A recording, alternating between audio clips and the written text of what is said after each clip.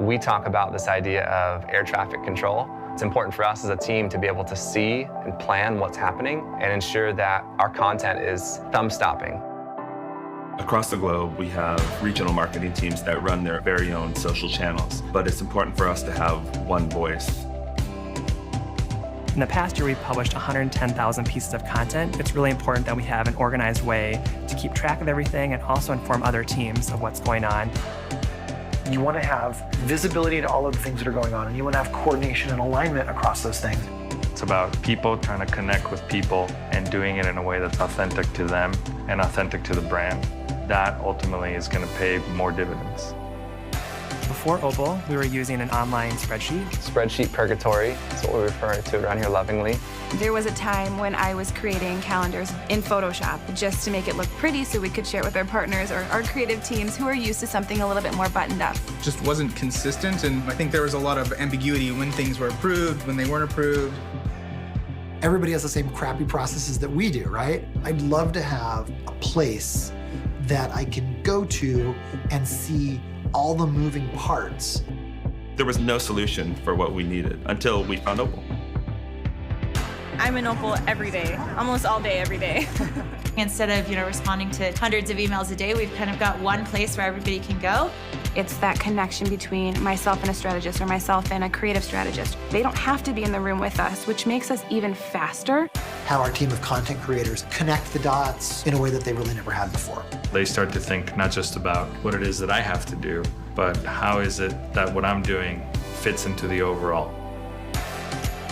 Opal kind of gives this aesthetically pleasing versioning of all the different content. It helps to be able to visually see what you're building. Trace back to what posts they're talking about exactly, what they're saying exactly, who is exactly saying it. And say, let's all make sure that we're on the same page and execute this perfectly. What's tomorrow, next week, next month, next year? Pretty easy to look long-term, but it's just as easy to turn around and look the next hour and know how to bring it all together to tell one really strong story. Opal is beautiful. Without Opal, nothing would be possible in terms of organization, communication, and reliability for content. At the end of the day, I think our brand is stronger for it. Our creative's stronger, and I think customers feel that difference. What I'm really excited about, I think we're actually going to be able to get even more value out of Opal as we evolve and as we grow.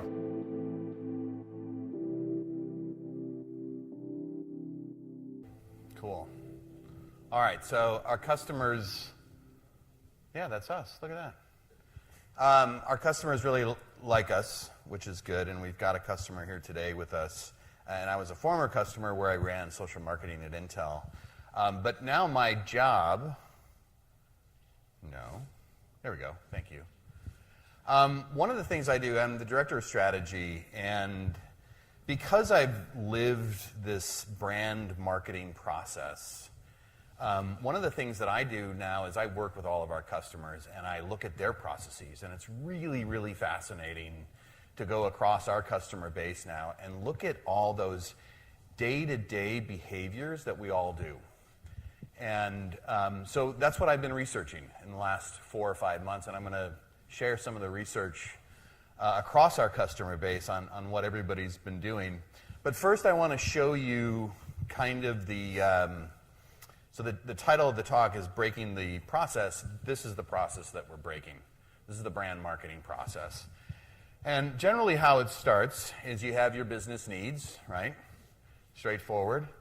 Over on the other side, we've got brand experiences. And in the middle, what we normally do is we hire people. And then we stick them in boxes. We stick them in different teams, right? And so far, so good. The business kicks off the process. They have a campaign. They have a product launch, etc.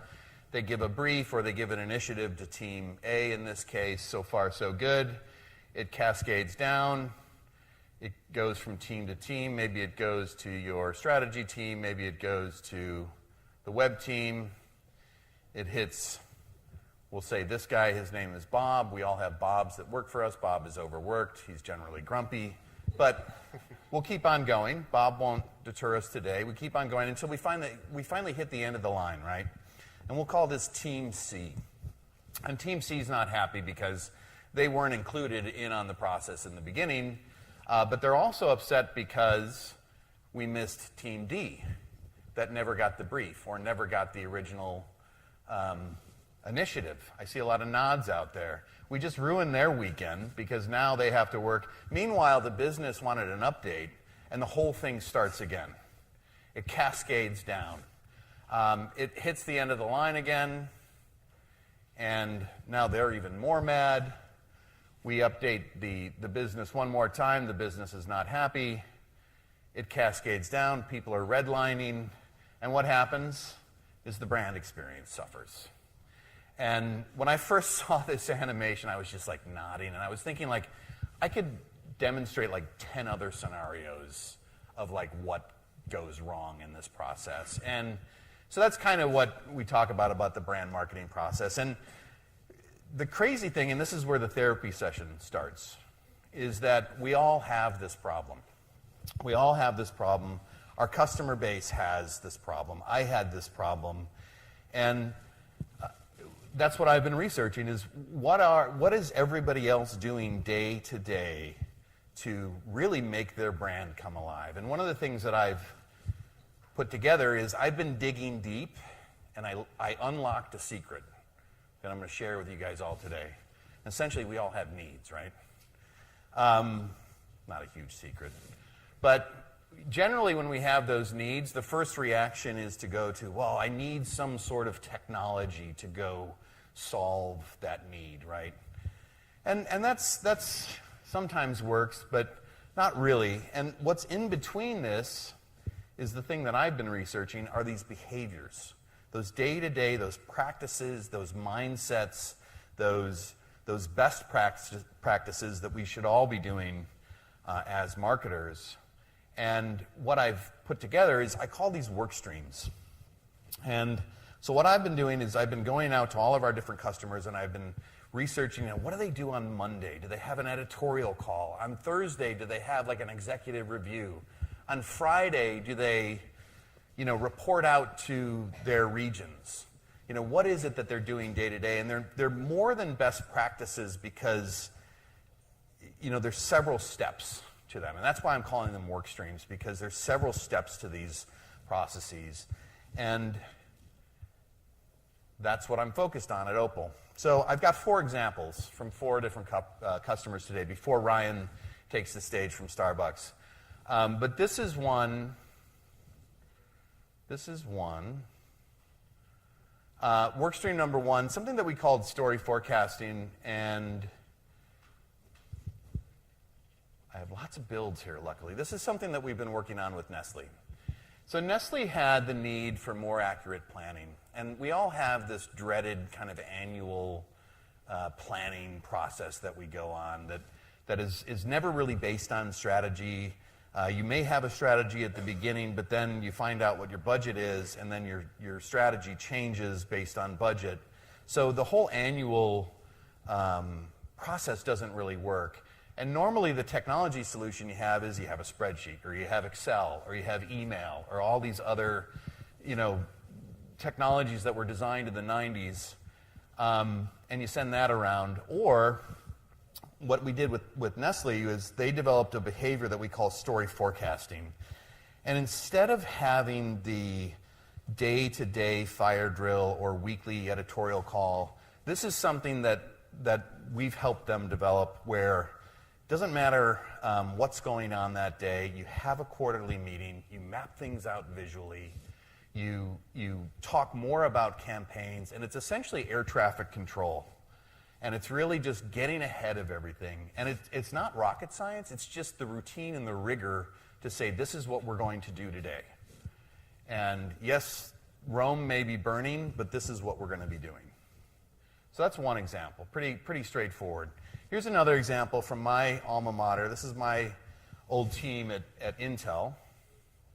I don't know where I'm supposed to be pointing this thing. The need here, so we all do A/B testing, right?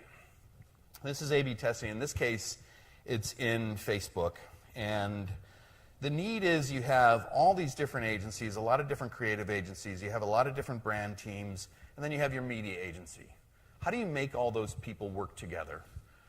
You could stick it in a spreadsheet, or a PowerPoint and send it around, and that's going to take forever. Or you could create this behavior, which is what we call these media kits. And they're detailed kits that start with the creative agency. They live, in this case, in Opal.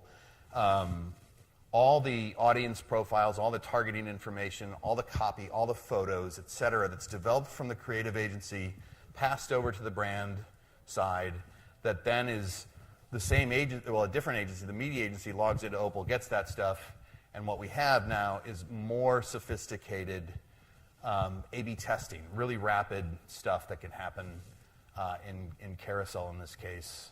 This is what they just did for the Kentucky Derby. But good stuff. So that's workstream number 2. Workstream number 3, this one is cool. When I found out about this again, it's not rocket science, but this is something that Wendy's does, another one of our customers.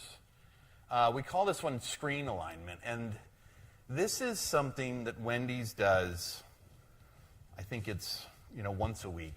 But essentially, they needed to be completely aligned, not only digital, but also what they're doing with radio, with TV, with in-store. And if you've been in a Wendy's lately, you realize that the menus in the store are digital.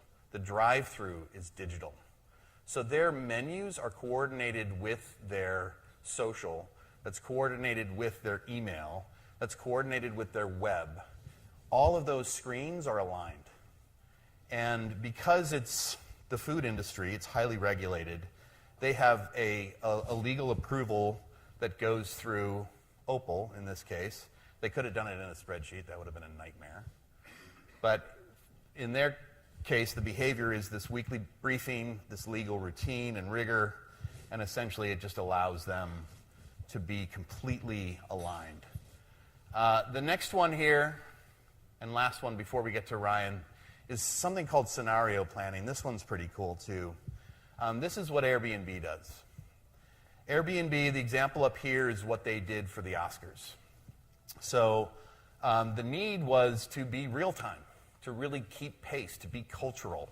I think that's something that we all strive to be, but in their case, it's something that they do all the time. The need was to be real time. They could have stuck it in a spreadsheet and a PowerPoint. You guys see the pattern here. But really what the behavior is something we call the 90-10 split. And because it's an event, they researched all the potential scenarios that could happen. They knew Best Picture, they knew the actors, they knew all these different things, and essentially this is, doing a lot of upfront research and getting that content ready, having these kind of pre-approved paths or scenarios that could happen. It looks real time, but a lot of that stuff's already baked. And that leaves them, this 10% ability for flow. So that they look really cultural, they look like they've got their stuff together. And in this case, they use moments in Opal. But that's it. That's what I've been doing. We'll get Ryan up here from Starbucks. But really what I've been researching is just standardizing some of these behaviors, calling them work streams. Be happy to talk to you guys later about it as well. It's pretty fascinating stuff. And now I'll turn it over to my friend Ryan from Starbucks. Hi. Cool. It's green forward and red back. I think I understand this thing. So I spent 5 years at Starbucks, initially building the social media capability there, and then ultimately integrating it across the organization and customer touch points. Opal was a huge part of that journey, which is why I'm here talking with Bryan. I'm a huge fan of their company and their platform, but I'm not really going to talk about that. I'm going to kind of take you on this journey through the darkness of the Starbucks sort of progress from really ad hoc social media functioning to a full-fledged enterprise capability that's deeply integrated with every customer communication touch point. I'll show you a little bit about some of the work that we did and talk about some of the challenges and maybe offer some ideas that might be applicable to many of you who I'm sure are facing the same kinds of problems that we faced over the years. When I joined Starbucks, people, like I got a printout of the mission statement, and they said, here's what we're all about. And I was like, that's nice, the mission statement, it's inspiring. And over time, I came to realize a surprising fact, which is that this mission for Starbucks is present every day in the work. And there isn't a single person in Starbucks corporate headquarters, and in for the most part in our retail environment as well, who doesn't think about this mission every single day. And when we look at the work and think about what we're doing, think about our priorities and whether the work is meeting the bar that we aspire to, we're looking at it through this lens. And so it's very much present, more so than in any other organization that I've ever been a part of. And it's really challenging to do it every day, right? And when you show up in digital, that mission looks a lot different than it does in retail. It took us months to train this elephant to be able to bounce on this trampoline. I'm just kidding about the elephant, it's not real. But what we saw is that when we're showing up and interacting with customers in places they wanted to connect with us online, those expressions of the brand had to really stretch from the kind of purity that we strove for in the retail environment to become native to the channels where we're connecting with customers digitally. And so it introduced lots of new opportunities. And it works really well. Here you see a picture of these props that we put in the store a couple years ago for Valentine's Day in an effort to get people to kind of participate in this UGC campaign we called Starbucks Date. It was built on an insight that people don't say coffee date, they say Starbucks Date. And this, our agency brought us a coffee date idea, and our community managers who were in the room, and I'm going to talk more about that and why that's important, said, no, that's not what people say. Nobody says coffee date, they say Starbucks Date. So we built a Valentine's Day campaign around that and put these props in store with the hashtag on them. These two girls posted a picture of themselves with the props. Starbucks favorited their tweet, and they went apeshit. They went completely crazy, and they took a picture of themselves going crazy and put that on Twitter. And so you see like the level of response and the emotion in that. And this is a huge moment for these customers, these fans of the brand, that completely got them excited. And this happens every day. And so when you pay attention to people, it's remarkable the kind of response you get. So this is a little bit of a snapshot of the journey of our digital footprint over time. In 2009, we had Facebook and Twitter, added Instagram shortly after, and then Foursquare. I joined in 2011. We added Pinterest as the first new channel during that time. And then in 2014, the whole thing changed. And suddenly what had been linear growth in terms of the scale of our digital footprint became exponential growth. And by 2016, we were on 35 channels managed by the central team in Seattle, another 80 or so channels managed by global teams, and then we had specialty channels as well, managed by people inside the recruiting function and inside our employee communications team in the PR organization. And so this ecosystem grew to dramatic scale. And so suddenly we had the need to develop more content than we ever had before. And this is just social. This doesn't even include email and web and all the other digital channels that we're managing. And as we shifted more and more of our budget from traditional advertising into amplification of social content and put more money behind these posts and became more sophisticated in how we were targeting, we also had developed this new need for versions and for segment-specific audiences. And so suddenly our content needs were going absolutely through the roof. And so we had to figure out really quickly how to make much, much, much more stuff than we had ever had to before. And as the feed became more crowded, we had to get better at it because we're competing for attention, not just with our competitors in our particular business space, but with every business and every brand, and your mom and your cousin's cute kids and the funny thing the cat did. Suddenly the bar for attention worthiness is much, much higher than it ever was before. So 2011, this is what we looked like when I joined Starbucks. It says, hey, Monday, Frappuccino happy hour, yay. Does this feel happy? No, it's not really, right? It feels like the Blair Witch Project, except with Frappuccino. Except they got the wrong lids on the Frappuccinos. That's not the shape of the lid on the Frappuccino. So there's a lot going on here that's wrong. Aside from just not having the kind of warmth and emotionality and genuineness of the Starbucks brand, it's not even the right product, right? And so this is where we were with one guy and his iPhone, a talented guy, passion-driven, running around the building trying to figure out what to put on Facebook on any given day in 2011. By 2016, we had learned some stuff. And some of that came from this tweet. As we onboarded a new social CMS tool not long after I joined Starbucks, we were testing out and going through the training for the publishing process in this tool. And one of our community managers accidentally tweeted this smiley face and went live without intention.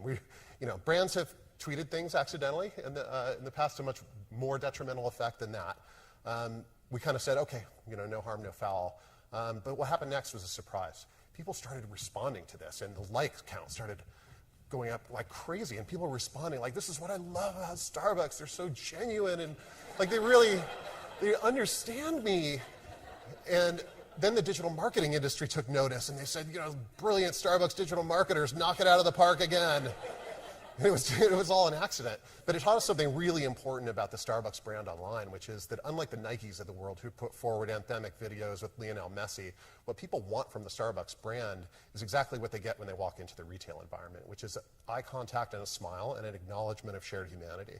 That you don't need some beautiful brand expression, some elevated high fidelity experience to connect with the Starbucks brand. What you need is to be treated like a human being. And we found lots of different ways to do that over the years. You have crazy, GIFs happening on Tumblr. You have better and better iPhone photo editing on Instagram over the years. You can't see it very well here, but on Dr. Seuss's birthday on Facebook, we put, the hat on there, and with the little hot beverage warning on the bottom of the cup, which says the beverage is extremely hot, we just took a Sharpie and made it extremely hot. And we weren't sure if anybody would notice, but people did notice, and they thought it was hilarious, and it really worked. Pumpkin spice is the new bacon came from an email somebody sent to the team that we just thought it was funny. So we should tweet that and let's hashtag bacon, because bacon's awesome.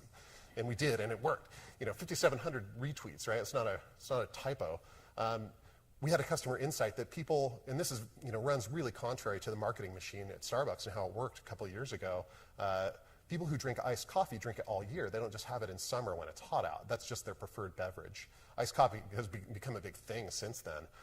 But we figured out a nice tongue-in-cheek, cute way to sort of acknowledge that and make it a you-do-you kind of moment for the iced coffee. So lots of different ways in which we connected with customers.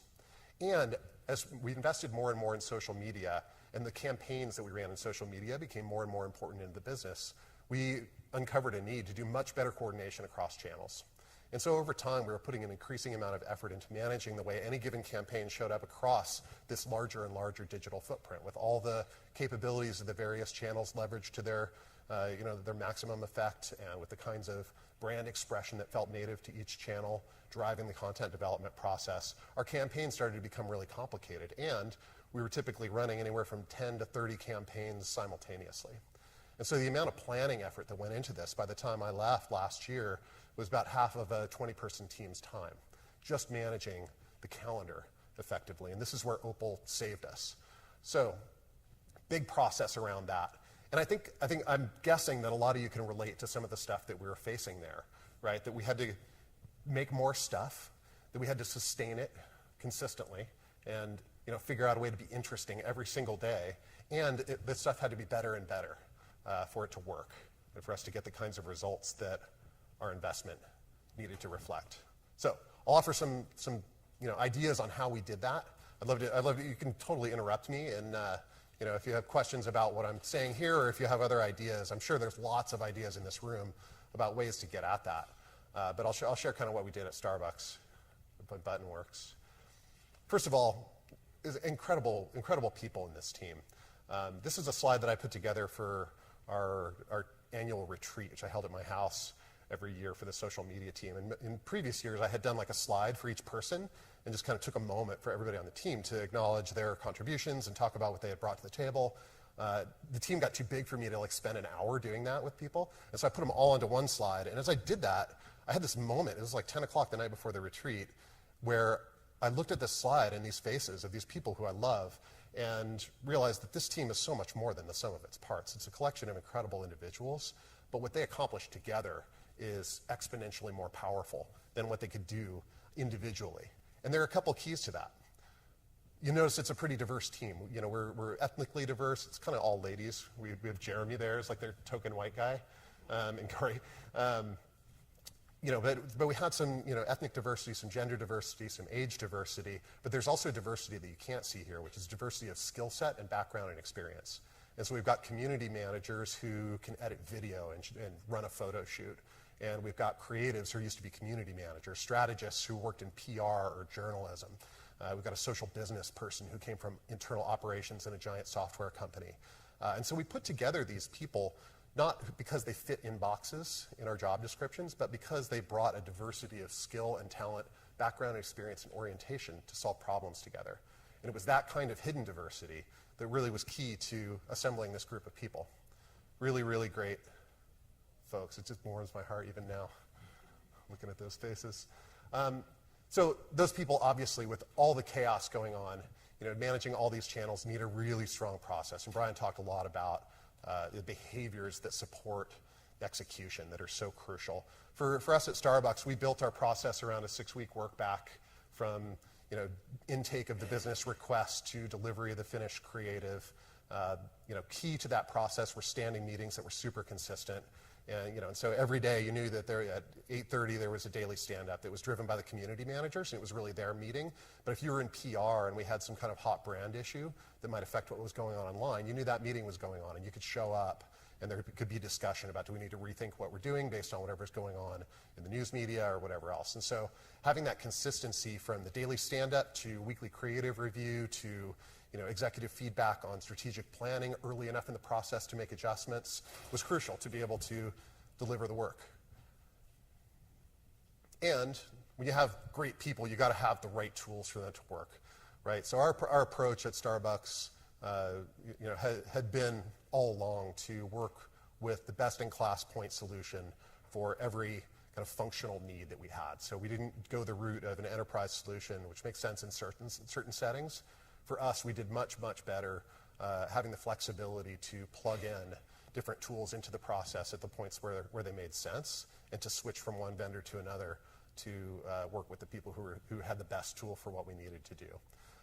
That was what worked for us. Opal was very much the centerpiece of this ecosystem. And it worked, and it was all very organized. And so you've got great people, you've got a strong, disciplined process, and you've got the right tools in place. What you have is a recipe to be really average. And a lot of the best stuff that we did ended up building on that foundation of operational consistency to do stuff that surprised us. And so I'm going to show you a few examples of how that happened. I showed you the 6-week work back a couple slides ago. This is a campaign that we turned around in 4 days. The launch of the Red Cup at the beginning of the holiday season is typically the biggest spike of attention that Starbucks gets every year.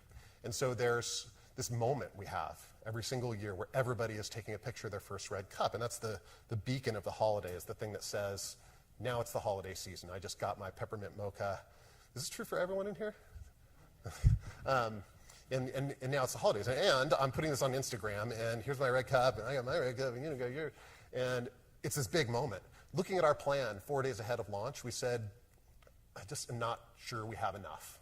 And so we said, what can we do? We know people take these photos. Let's just do a photo contest. So we got a contest vendor to help us with the legal stuff and turn this thing around in 4 days. Launched it, ran it, 24,000 entries just over a long weekend. Similarly, we were trying to figure out, like a lot of brands, how do we enter the group messaging space? This is as Snapchat is becoming important. We see in Asia the rise of these giant messaging apps, people using text more and more, and there's a little bit of a drawback from the sort of hugely connected networks like Facebook, where people had been interacting a lot with us and with each other over the previous couple of years. More and more that time is shifting toward these private environments where promotional opportunities are much harder to come by. So we said, how do we get people to market for us in those environments? And we broke one of our cardinal rules, which was don't use above-the-line creative in social. And we took the design assets from our retail team, stuff that they were using to build signage and product packaging and everything else, and cut those into little sticker packs that we then promoted inside a photo editing app called Made with Studio, and got this huge response of people taking our brand assets, decorating their photos, and publishing them in view of their friends. Nothing's more relevant than what you actually see from your friends. We had another rule about don't post photos of strangers, don't put photos of strangers in the feed. Here we gave people a way to put photos of themselves and their friends and family in the feed with our brand assets in a way that allowed us to enter the group messaging space where we couldn't otherwise be. And it's crucial in the rush for more attention not to lose sight of the differing values of different kinds of impressions. And so while we're focused on building all this content and building more and more of it and making it cooler and cooler, we also had a huge emphasis on engagement. And so here you have Lizzie saying on Twitter, all I want is a mocha frappuccino and a billion hugs. Who can't relate to that? And Frappuccino responds with literally 1 billion hugs, right? And Lizzie says, this is the best thing that ever happened to me. It's the best thing that ever happened to her. That display ad on a website was not the best thing that ever happened to anyone, right? And so you gotta like be smart about KPIs and how you're, and there are a lot of people here talking about measurement and lots of sophistication there. And so I won't belabor that point, but I will say, think carefully about what your KPIs are and make sure that you're valuing quality as well as quantity and thinking about how you're gaining a share of customers' attention. Here you have a video asset that we created for YouTube. It was about a scooter club, an LGBT scooter club that met at Starbucks and would go on rides together. And we did this video, and it didn't get the kind of response we really wanted when we posted it to the Starbucks YouTube environment. And so we partnered with Upworthy to recut the video and rethink it. And it gave up some creative control, which we were a little bit uncomfortable with at the time. Upworthy took that video and really set it against the backdrop of discrimination in the state of Colorado against LGBT communities and connected that story to a culturally relevant issue that people cared about and were interested in. And so we saw a massive different response where suddenly this video that was only moderately interesting became a really powerful story to tell about the brand. Taylor Swift fans? Come on. Own it. If you don't know, there's a Taylor Swift song where if you listen to the song, it sounds like she says, I've got a long list of Starbucks lovers. You know that song? It's actually a long list of ex-lovers. So she posted on Valentine's Day this joke about that song. And our community managers responded to her tweet because they're plugged in at all times and watching what happens online around high-influence celebrities. And so this is on a Saturday morning on Valentine's Day a couple of years ago. And what's interesting about this is not only that they got over 100,000 organic impressions per word of their tweet, but that they had the flexibility on a Saturday morning for 2 community managers to get on the phone, develop a response quickly, and go live with it without having to seek approval outside that little microscopic process. And so against that backdrop of disciplined approvals, we also had, for people who had the right level of experience and a basic practice of always double checking each other, the ability to be flexible outside the process and to do something responsive and nimble on Saturday morning. I didn't even find out about it till Monday when they came in gloating about their Taylor Swift moment they had had. Snapchat, similarly. Here we had to abandon the creative process because we didn't have the ability to review final creative. And so we had to build a new process for organic posts on Snapchat. This was to support the launch of the flat white that had this signature dot of milky foam in the center of the top of the beverage. We said, let's just play with that and do a bunch of little drawings and then post a blank one and let people respond, right? And so we got a tremendous response to this. But it was another case where we had to decide, okay, we're comfortable letting our creative team and community management team who work together on the creative go off and produce something and publish it without anybody else seeing it. Here's a Starbucks store, a beautiful one in LA. We have hundreds of beautiful, beautiful Starbucks stores around the world. And we pulled, literally a bunch of photos out of a drawer in the store design department and started posting these because we wanted to kind of showcase some of the architecture and design that goes into the Starbucks retail environment. And at one point, we forgot to say where the store was. It was just a mistake. Typically, we had said where it was. And we saw people in the comment thread talking about having been there and excited to be the one who knows where it was. And so we built a whole campaign around this and hashtagged, where in the world, and started posting these photos of our beautiful stores, like the really amazing flagship stores, and asked people to figure out where it was. And it became this game that we played with our fan base, our followers on Instagram. It's been running for years now that still stays fun. So it's a case of listening to the customers and capitalizing on an oversight. Here we had 2 briefs come in. One asking for support for the launch of the new bacon sandwich, and another asking us to figure out how to help address a surplus of caramel syrup in the supply chain. I kid you not. And the insight here was that bacon and caramel taste awesome together. And bacon carries its own weight in social media, right? Just because bacon is bacon. And so we took these 2 separate assignments that luckily happened to come in on the same day and figured out, if we put those 2 things together, not only do we come up with something much cooler, but the people who buy breakfast sandwiches at Starbucks also buy Americanos, and Americanos are delicious with caramel syrup. And so not only do we have the sort of recipe to put together 2 different briefs, but we've also got the customer segment who's going to respond to this particular product placement. So we're able to drive both lines of business in one assignment, and effectively taking 2 briefs from 2 separate teams and just merging them into a single brief. And they had to believe that all boats would rise when we did that. We had this sort of credibility in the organization to be able to do that. But it took some discussion and ended up working out really well. So I'm going to show you one last little case study here. And this is, I think, one of my favorite campaigns that we ran over the years around customer artwork on Starbucks cups. And it's, again, an example of how we took our basic boilerplate process and figured out something to do that was completely different and took a lot more coordination and ended up driving some really interesting results. So we'd seen people doing artwork on Starbucks cups for a long time, and we'd send people gifts and had little relationships with some of the artists who worked on Starbucks cups, and we'd always wanted to do something cool with it. I'm pointing at the screen, I don't know why. And so we had regrammed posts that people had done of their artwork on Starbucks cups. At one point, these were 2 of the top 3 Starbucks Instagram posts ever, right? So we knew that there was this energy and this response to this customer artwork that was really effective, but we didn't know quite what to do with it. And then we saw this guy who was doing some stuff that was quite off-brand for us. But what was interesting is that he was drawing on these cups, posting them online, and then selling them and donating the proceeds to charity. And we thought, wow, that's really interesting. And we figured out the right canvas, which is the Starbucks reusable cup. How many of you know about the Starbucks reusable cup? So this room skews relatively aware of this cup. This cup has super low awareness. Basically, it's a plastic cup that you can reuse. They say 10 times. You can really reuse it 100 times. But you can dishwash it. You buy it for $10 and you get $1 off your drink when you bring it in to reuse it. So it pays for itself. So it's a recycling initiative for Starbucks. But we had really low awareness of this. And one of the theories why was that nobody knew it existed because it looks exactly like a paper cup. And so we said, isn't that the perfect opportunity to make these cups look different and do something cool with this customer artwork that also is a relatively low-risk medium for us to put customer artwork on because it's a disposable cup at the end of the day. So it doesn't reach the sort of brand threshold of like a stainless steel tumbler or whatever else. It's semi-disposable, but really still fun and collectible. So we came up with this little campaign. We would kind of use a hashtag to issue a call and ask people to respond.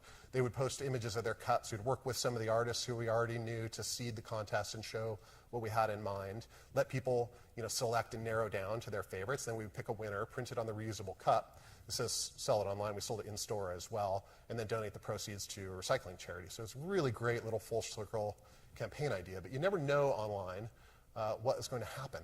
And so our CMO, Sharon Rothstein, asked me the day before this contest launched.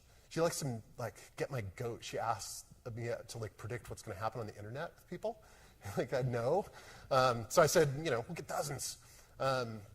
Hoping for the best, hoping my career was not out the window right then and there. So we did get dozens. We got 250 dozen of these designs back. And what we saw was this incredible outpouring of customer artwork, some of it just amazingly beautiful, intricate detail, super creative, stuff that we had never seen before and that we wouldn't have come up with ourselves, where customers were putting a huge amount of effort. I showed this one to our Korea team, and they went crazy. This was their favorite by far of all the artworks, really different kind of choice than we'd have made in the US team. But there were coffee-themed cups. There were riffs on the siren. There were whimsical little designs. There were jokes about tallness on the tall cup. Pandas, because pandas are great. We had graffiti murals happening, colorful little pretty designs, bold iconic designs. We had intricate, black and white. We had pagan cups, since we're here in San Francisco. People like the pagan. We had recycling themed cups. We had cups about creativity. A skull cup is one of my favorites. If you ask our Starbucks internal creatives, who are some of the world's best creatives in terms of the retail design, they wouldn't come up with this in a million years, right? And so the amount of creativity that lives inside the customer base and the way that customers can co-own the brand experience has this amazing power that took us to new places than we ever had gone before. Here's a cup in a bush. Here's a cup with butterflies. There's all these cups. Here's the siren one that gives you the nautical theme. This is my favorite of all of them, this octopus. I tried to get that. We couldn't quite print that one, so it didn't win. Yet more black and white, an extension of the logo, which is also really interesting. Here's one that foreshadowed and partly inspired what we did with the holiday cups this last year, if any of you saw that. We had this bicycle was another of my favorites. I'm a hardcore bike commuter. We had city-themed cups. Don't be surprised if you see something like that out in the wild soon. And just some amazing talent and artwork and time and attention and energy going into people creating these cups. We had people entering the contest every single day it was running and sending us photos of the cups they had designed with their children. Right? When you think about customer loyalty, so often we think about it in terms of discounting in exchange for consistency of purchase. It's the points for purchase rewards model that we talk about as customer loyalty. I would suggest that this is a reflection of customer loyalty that's much more emotional, much more powerful, and drives the business much more effectively and at lower cost than your points for purchase rewards program. So, having said all that, I'll also say that I don't think we have the answer for how we address the need for more, better, different content. But I do have some ideas that I'll put forward, and you can add your own as well. One is cross-discipline collaboration. So I showed you that group of people with all the different skill sets put together into containers where they had to solve problems together. So the process enforced collaboration across disciplines, and the people we hired had the flexibility to do it because that was intentional hiring, to bring people together who could collaborate. Cross-channel coordination is incredibly important. So the ability to think specifically about every channel you have, not just to blast the same creative out into all your places, but to really capitalize on some of the native behaviors that customers are doing in the channels and build those into the campaign. A shared plan across all communications disciplines. So we're here to talk about marketing, but I work just as closely with our PR and customer care people as I did with our marketers. And so that kind of cross-silo communication and shared planning is going to become a mandate as customer touch points become more intertwined. We already see the way marketing drives conversation, and conversation drives headlines, then headlines drive subsequent conversation, which create insights that drive subsequent marketing. Right? We know these things are tied together. It's time to build the shared planning processes across the organization that de-silo the communications function. Efficient workflow that also mandates collaboration, and there's always this trade-off. I say you have to force people to collaborate because human nature is just strive for efficiency. And especially in today's environment where people are working so hard and they're responsible for making so much stuff, you have to force them to collaborate because otherwise they'll do the fastest thing, which is to not collaborate, but to build a linear workflow. And so you've got to say there's a step in the process where you get a community manager, a strategist, and a creative in the room together, and you need to leave the room with a plan. What else I put on here? Oh, an inclusive culture. This is one of my favorite things to do as a marketing executive is just to go around the table and start with the most junior people and ask them what they think. And so if you show up to a creative review in digital at Starbucks, you know you're going to be called on and expected to share what you think about whatever we're looking at and talking about. And it doesn't mean everybody gets to decide. The deciders get to decide. But if you build a culture around everyone providing input and helping inform those decisions, you get to better results. And I have so many examples of that coming into play. Talent profiles that target hybrids. We'd never hire generalists into the social media team at Starbucks. We hire people who aren't just functional experts, but have the flexibility to contribute outside their core area of expertise. Those are the people who traverse the organization really, really well and who collaborate the best. We define the roles broadly, ask them to overlap. If you want clarity of roles and responsibilities, go work in banking. Great prioritization becomes more important as the workload surpasses capacity, and so you have to be willing to make the hard decisions and to say no. And I'm sure I won't call on people, but I'm sure you can all add to this list when you think about the challenges that we're facing. Having the right tool set in place is really crucial, but as Bryan said, it's really the behaviors that surround the tool set that are the enablers of success. That's that. 70 slides, 15 minutes. Okay. Thanks. Do we have time for questions? We're all done. Oh, we're all done. Sorry about that. Feel free to reach out with questions, and Bryan and I will respond on Twitter or Slack or Facebook or Snapchat or wherever you want to find us, and we'll be around all day as well. Did you have something? Thank you. No, just that if you want to see Opal, we'd love to show it to you. We're here, and that's that. There we go. No questions. Thank you. That was great. Just wanted to let everyone know before the next session starts that we actually have, in this panel, we have Going Global, Speak Your Customer's Language with Kirsty Sacchi from Supertext. And we've actually paused the session next door as well to wait for this one to finish. They finished at the same time. So next door you have Drawbridge and Del Monte on 360-degree attribution.